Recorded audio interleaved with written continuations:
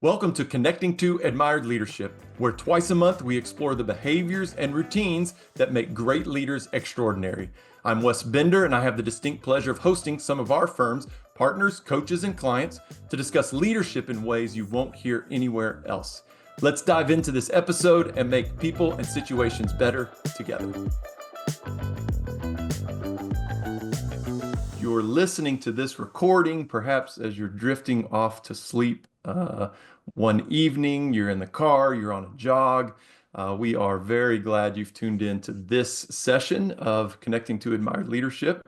We do have a good number of folks who have registered for this particular session. So we're very glad everybody's dropping in, especially those who are here for the first time, here live with us. If you are here live with us, would love for you to drop in the chat box your name, where you're from. We do have a good number of folks who join these live in order so they can network behind the scenes a little bit. So would love to know who you are, where you're from. You can drop that in the chat box, and feel free any point during our session today to drop questions in the chat box. Oh, we've already got an Eagles fan, good gracious, in the chat box today. We've also timestamped the podcast that this turns into at this point too, knowing we just came off the Super Bowl. I think the Eagles fans, Samir there, I think the Eagles fans are going to ride this for a long, long time for sure. No doubt. All right, we'll jump right in today. Thank you guys again for joining us. We are talking about executive onboarding and transition today with Lisa Colella. I want to start by saying, talking about my 12-year-old daughter. In fact, Lisa and I, 10 minutes before we started, where I was telling her about my daughter, and Lisa began to coach me on some things. And I said, you know what? We're just going to tell everybody right off the bat that they're just going to get to sit in live on a coaching session, because I need some help with my 12-year-old daughter right now. My 12-year-old daughter has begun to watch every move I make, analyze and scrutinize every single thing I do. Like, Dad, show me what you got Mom for Valentine's Day. I need to check it for you. Are you sure that's the card you want to get? Dad, you're going over the speed limit. She told me that over the way. I was going like 2 miles per hour over the speed limit. My favorite one, Dad, are you going to wear that? Is that what you've chosen today? Uh, Dad, that's not how Mom makes sandwiches, makes the lunches. Or Dad, hey, I'm going over to the neighbor. This really happened over the weekend. Dad, I'm going over to the neighbor's house. Here's what I need you to do while I'm gone. That's what my 12-year-old daughter tells me. I'm pretty sure at this point, my wife is feeding her information to give to me at this point. But that's kind of the backdrop of our conversation. Leaders, when they transition into new roles, everything they do is analyzed and scrutinized. Now, I have several ways I can deal with this with my 12-year-old daughter. I can ignore it. I can say, Elizabeth, stop. I'm your father, right? So don't do this anymore. Or what we've researched and coached the best leaders in the world, what they do, they actually use this heightened attention to their advantage. They become much more intentional about all of their early actions. So, Lisa, who are you? Why is this topic such a passion of yours? And please, please, please tell me what to do, because my daughter is about to be a teenager this year. Those are all the things I need you to answer in the next 27 minutes. Oh gosh, well, I guess we're solving your world's problems today, Wes. That's right. That's what these webinars are really about at the end of the day. So you have Right? your Making journal sure of I'm getting the information that I need. No, I digress. We do have a great topic. Let's definitely get in. Go ahead. No, great to be here, and thanks everyone for joining, or those who might be watching after. So I'm Lisa Colella. I'm a managing director here at CRA Admired Leadership.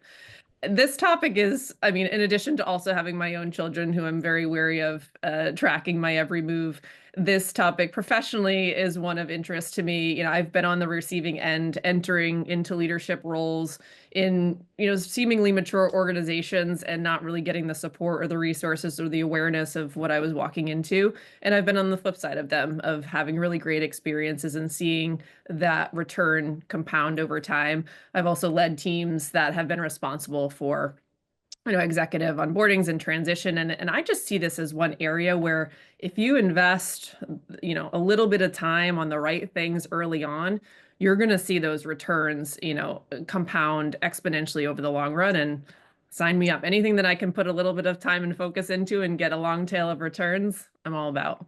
Agreed. So we coach, for those of you who don't know, we are coaches and advisors for a lot of senior level, C-level leaders and have been for about 35 years or so, studying some of the world's best leaders. This is a topic, this is a coaching point that we work with a lot of leaders on, especially when they are making that transition, when they're moving up in their organization, when they're moving to a new organization, if they've got a new team, if they've got new staff.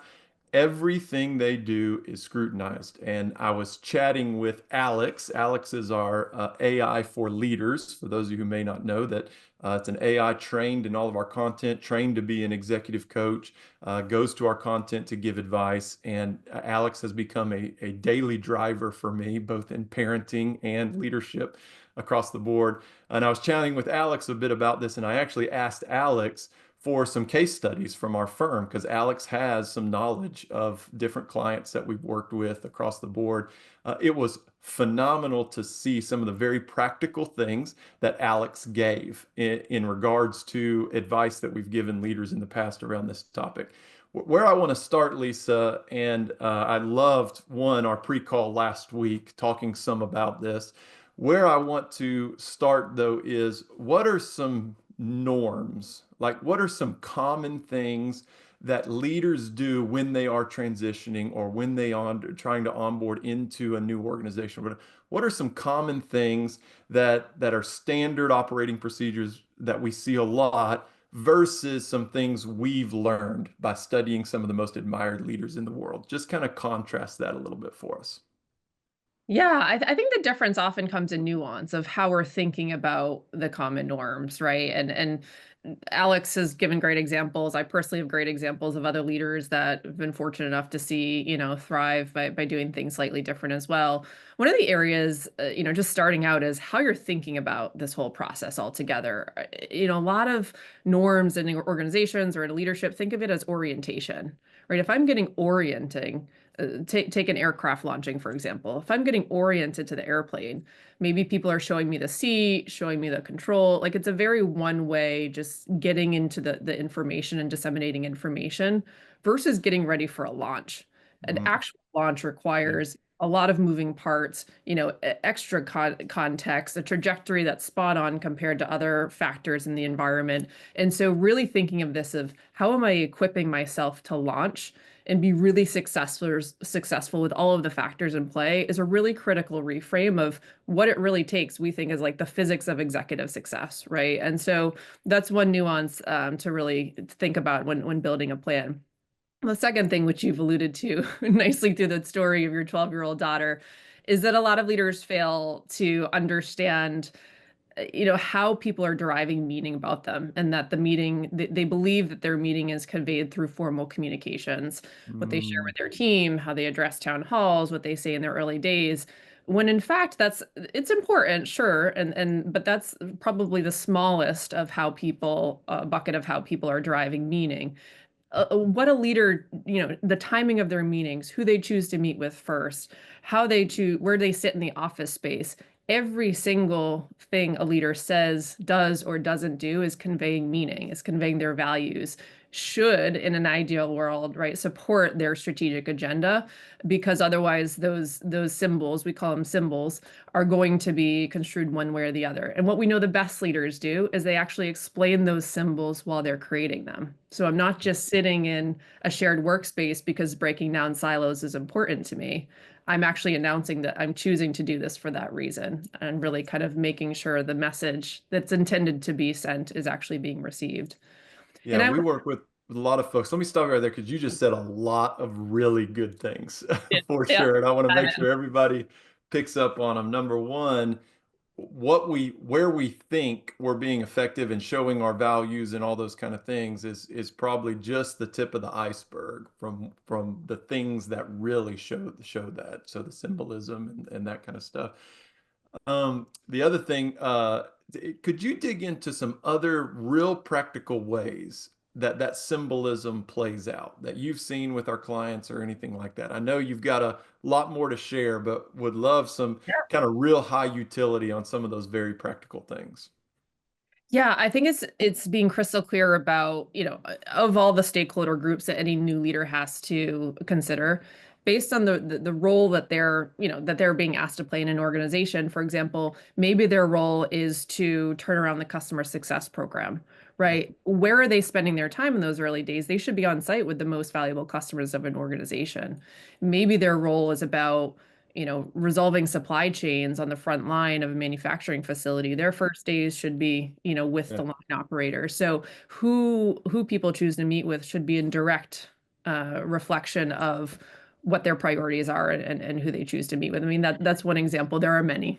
So not only that, so again, something really, really valuable there. If I'm a new leader coming in, I've got ways, symbolic ways to show what I value personally. But at the same time, I really need to take some time in why exactly I've been brought in. Why have I received the job? Why have I received the role? If the transition process went well or the hiring process went well, there's some key things that they're expecting of me to show and drive. And I've got to think bigger than just the large group meetings. I've got to really think about how that's playing out in every single thing that I do across the board. And I think bringing both of those pieces in is really, really important. Anything, yeah, go ahead.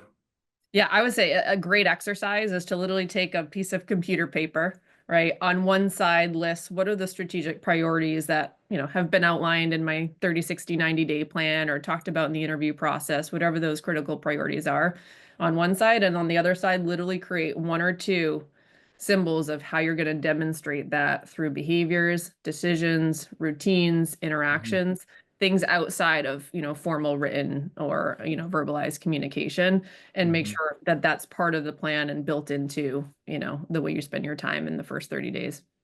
All right, let me throw out a question that came in ahead of our webinar, and Yeah. then we're up. Samir, don't worry. I've seen you in the chat box there, my friend. We'll get to that too, because this is going to be a good tie-in to what you've asked. So, but the first question is, how do you come up to speed quickly with company culture, product expertise in a very short period of time after onboarding into a new organization? What are some high utility, practical things, very actionable behaviors if I'm a new leader coming in to ramp up quickly to the culture and company and all those kind of things? Yeah, it's a great question. I mean, first and foremost, they prioritize their learning based on their strategic agenda. So the goal is not to learn everything quickly, right? It's to have a system of learning that unfolds over time. The first thing is having the right conversations about the unwritten rules of the organization, how things really get done, how decisions are made.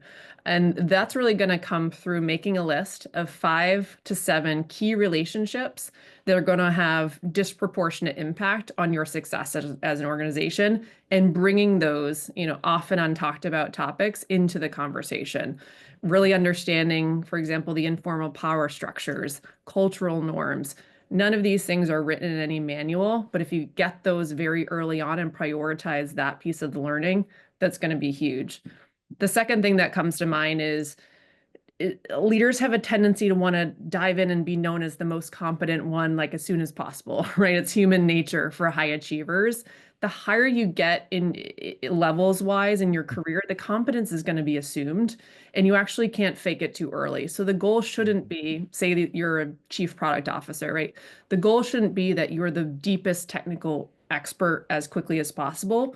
The goal should be that you have an understanding of what's failed in the past, what's our real value proposition, and then pick 2 or so people on your team who are the experts that you can rely on their institutional knowledge and have that learning system around you. Yeah. We coach a lot of leaders to come in and on a listening tour first, right? And we know what's some questions to prod them with. Questions like, what do I want to absolutely stay away from? Or what do I want to be sure not to do? Gets people thinking in a right way, and you can really ramp up. Leaders want to assess talent really quickly within an organization. We talk about that a lot. Let's get to Samir's question first. What he says, one of the challenges as a leader onboarding into a new organization is the natural urge to start adding value immediately. We talk a lot about, of course, we know this within Admire Leadership. We want to show both our competence and character as quick as we possibly can. And sometimes we can come in and maybe be a little overbearing in trying to add as much value as possible. I think the question's great. What is the right time to start adding value as a new leader? I mean, the question of adding value is obviously immediately as much as possible in small strategic amounts. What some leaders get wrong is they try to make too big of a change too quickly, and that actually sets them back. So we always say the best leaders slow down to speed up, right? And that involves a lot of what you just shared, Wes, about listening through really smart questioning, like what's working that we should protect, right? What opportunities do you see that we haven't captured? What would you do if you were in my role? That'll tip you off to where are those areas to make small, quick wins that everyone's kind of aligned on, but maybe haven't been executed yet. That's a great way to build credibility quickly. What you don't want to do is come in and start making, huge changes before you've really taken the time to understand the relational landscape, the cultural landscape. I would assume any big changes are to be made have a certain amount of, political awareness and things that just unfold over time after you've had some time to have those listening conversations. Yep. And then Nicholas dropped a question in as well. I love all the questions that are coming in for our live folks. Absolutely, Samir. The next question, I'm going to give you just a second to think about this because I think this is tough. I don't think there's any one solution for this, but some discussion around this would be great. And the question is circling back to both how we're adding value, but also how do you ramp up quickly with the company's culture and all those kind of things when you're working remotely, when you're perhaps a remote exec. I often don't think about that, but we have executives who start at high level positions of high influence within an organization remotely. And they're trying to engage and create buy-in and all those kind of things. Any thoughts on that remotely? And while you gather your thoughts, I think Sophie's on with us too. Sophie, if you would drop in the chat box that field note that tags back to this particular discussion as well. That may be something people want to look at. If you're not a subscriber to our daily field notes, make sure to check that out. There's some great pieces, but there's one particular field note that guides this. All right, Lisa, remote exec. Uh, I might ask a question with a question. No, I mean, I think in today's world, we're no longer in COVID times. So if there can be at least an initial in-person proximity time with key stakeholders within the first 30, 60, 90 days, and that time is well designed, I think that instantly kind of sets the stage versus 100% remote where no physical proximity is possible, right? So I don't know the exact scenario that the question asker is, but the goal is that you still have goals per audience. What are you trying to convey? For the team, it might be about predictability and safety, right? That we're going to be able to know exactly where the agenda is going and kind of ensure everyone's continuation forward. And so that's just, again, it's about how do I craft my messages? How do I show up? Maybe that's about ensuring that, everyone on the front line gets a certain level of safety equipment in the first week. Like really building back what are my goals and how do I communicate them in regardless of a setting that I'm in, whether it's in person or remote, and frequency matters.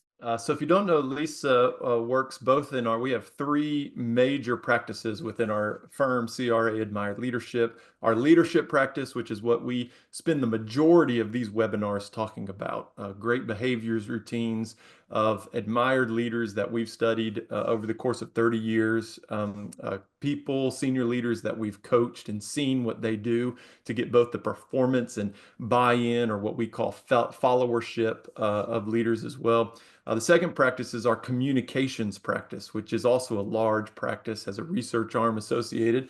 Lisa works with a lot of our projects related to that communications arm with her background, experience and passion for that work. And then we have a talent practice as well. So I'm gonna give you some heavy hitter questions here, Lisa, that I chatted with that I did not give you ahead of time, just because it's fun for me and Right. we're good friends.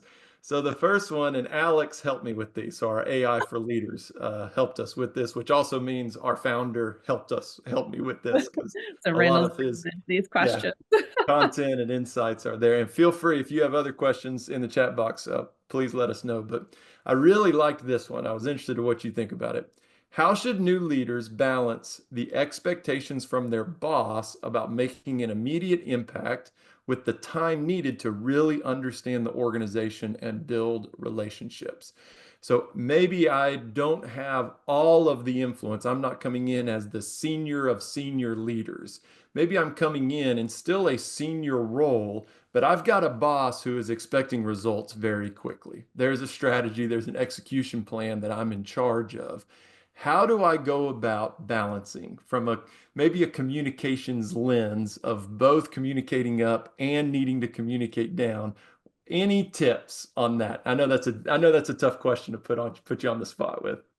Yeah, I mean, I think if we're taking the question from a communications angle, right, it's kind Mhm. of at first as a new leader still asking, the right questions to make sure it's crystal clear. It's not what does impact mean, right? But it's once the information is taken in, it's communicating, well, here's what I can achieve in X number of, time frame. Here's where I need more information. And I need to have that. What conversations should I be having? What meetings should I be attending to get that context that I need to make a good decision? And this organization wise is where you have the ability to start to shape what we call an advisory or a partner relationship, where you're going to the boss and saying, here's what I plan to do, right? Taking a little bit of license on what impact means. Stop me if I'm not correct. So rather than asking the boss, tell me exactly what I need to do and I'm just going to do it, I'm hedging a little bit, right? Yeah. I'm saying where I can lean into and that it makes sense and this can be done. I'm positioning it as a advisor. Stop me. Mhm. Here's what I'm going to do. Stop me if I don't. And then I'm asking the questions of what we call kind of communicating in probabilities. Here's what I just don't know yet, and I would need Mhm. more information. Help me get access to that information more quickly. And then that furthers kind of both of your agendas. That's so good. And I love that because what I want to show on these webinars sometimes is you put our coaches and our managing directors on the spot, and we come up with very practical things, along the way. So let's build on that question. Let me give you another one because We may sweat a little bit, but we come up with good answers. let me build on that. So I'm not only a leader coming into a new role where I'm trying to balance relationships and performance and what's being asked of me, but at the same time, I got the position over some internal candidates that did not get that position. How do I navigate those kind of back end tensions that might be there? Now, that could be true for this particular instance with internal candidates, but sometimes there's some tension that we're unaware of or we are aware of. How do we deal with that tension and get after some of the things we know we need to get after to get to get the performance we need? Yeah, I mean, early conversations and strategic conversations with those individuals are key. Really also including them into the solution because chances are they have some pretty significant institutional knowledge that the leader is going to need to tie into to be successful. And so trying to get them on board where they see them as an asset and a strength, and they see that as also, a partnership is key. Now, does it always go as well as one would plan in the first conversation? Absolutely not, right? But the goal is that there's repetition and that the new leader expresses an interest in that relationship genuinely over time. So that first conversation is just that one conversation. How are you remembering what's important to them in their day? How are you getting to know them as a person? How are you including them in key conversations that they might not typically be included as someone at a lower level? And so over time, that starts to fizzle away the tension and create more of a relational closeness where they seem on board with the agenda ahead and not just someone that got passed over. They're a key member of the team. Love that. All right, two questions at the same time to end our time, and then I'm gonna kind of wrap us up and let you give us some closing comments, suggestions, encouragement as well. It's crazy we only have 6 minutes left in our Bye. time That now. was fun. Always goes by fast. All right, so the two questions are this: the new leader coming in, uh, how much should the previous leader play a role in the transition? Okay. How much, and I know there's probably a lot of context that need to be had with that. And how much do you honor either the legacy of that person that you're replacing, or just the legacy of the organization as a whole that might be there too. At the same time, I'm an organization that's bringing in a new leader. How can I best support them? What kinds of things can I be doing to ensure their onboarding is going the right way? So those two questions. I'm a leader coming in. How do I ensure I, I'm I'm honoring the legacy of the organization as a whole or the person before, knowing there needs to be some changes. And then as a new organization, how can I set that person up for the most success possible? Any thoughts on those two? Yeah, I mean, a lot of it comes back to some of the themes that we've talked about that bring the two worlds together, right? Yep. We set up those key conversations with the 5 to 7 most important people. We're gonna and ask the right questions. We're gonna know where the strengths are of the legacy organization. As a manager, you should be teeing up that plan, Yep. right? And getting those conversations happening early on and briefing both sides of what the conversation is about and the expectations of what should come out of it. Not like, hey, go meet and greet these 12 people, which we see a lot of, but actually having the right strategic conversations early on. From a new leader coming in terms of navigating that historical legacy, I mean, the goal is to shift it as future forward and as organizationally framing as much as possible. So I think it's fine to pay, respect, appreciation for the legacy leader, but then moving forward, it's all about the strength of the organization and where we're headed next, so that Mhm. people associate the strengths with the institution that's still in play and moving forward, and not as much with a single character in that, overall story. I love that. It tags back to exactly, you're right, the initial part of our conversation, symbolism. Mhm. What am I attaching certain things to certain individuals that should or should not be attached there? That's a great question to ask ourselves and what that means. And then the organization itself, any thoughts on how it can set leaders up for success? Yeah, I mean, we're working on a lot of projects in this wheelhouse right now. And so We sure are. I think clarity is just number one. Yep. Clarity is what's the strategic goal of, again, framing it as a launch process, not an orientation. What is our shared goal as a collective people that need to make this happen, right? From HRBPs to EAs to hiring managers. Where is everyone's role and clarity of what we're trying to achieve?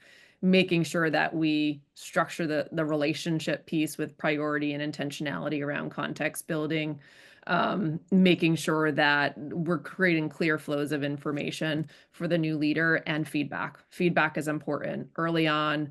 No more than 90 days to sense, hey, you're doing a great job making impact here, but culturally you're a little bit off here, and that's going to affect your long-term success. Really using that time to course correct.